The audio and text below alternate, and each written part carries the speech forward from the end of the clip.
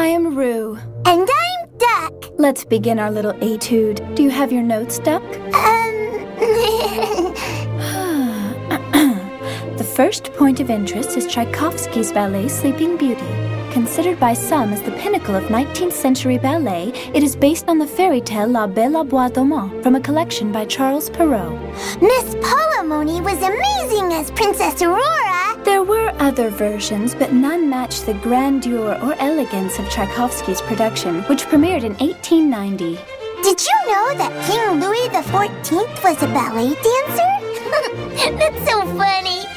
What's so funny about it? Nothing. Most of the music from this episode was taken directly from the ballet. Anything you want to add, Duck? It was great! This next episode was very different in that very few scenes used pre-existing ballet or classical music. The main theme is the Blue Danube. An der schönen blauen Donau by Johann Strauss Jr. is not a ballet but a waltz. Strauss was known throughout Vienna as the Waltz King. His brother and father were musicians too.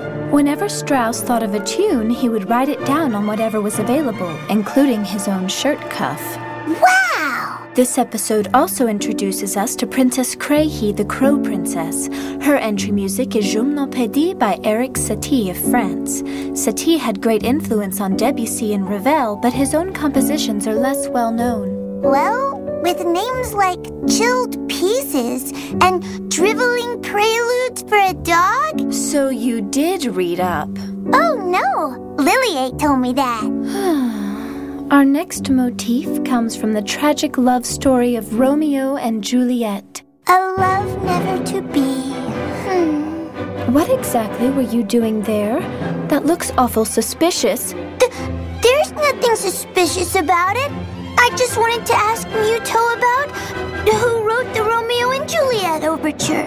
It was Tchaikovsky. Though not strictly narrative in composition, the overture weaves three major themes: the love story, the two feuding families, and a theme evoking Friar Lawrence. Isn't there a Romeo and Juliet ballet? Yes, it was composed by Sergei Prokofiev. He also composed other didactic pieces such as Peter and the Wolf. Didactic? By way of instruction, something you could use.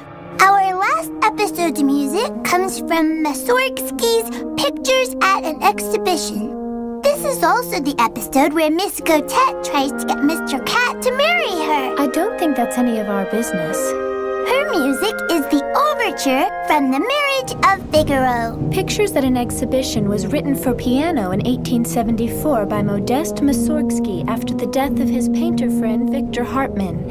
Each musical piece within the collection represents a painting by Hartmann. When Mr. Cat and Miss Gotet are talking at the pizza place, the piece is Bidlow. The promenade from Pictures at an Exhibition runs like an undercurrent throughout the entire piece. It is used frequently throughout this episode. Tutu's face-off with Créhy is set to the Old Castle.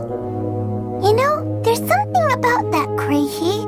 I feel like I've seen her somewhere. Well, that concludes today's lesson. We hope you learned something of value. I did. I learned a lot. Will you remember it for the test?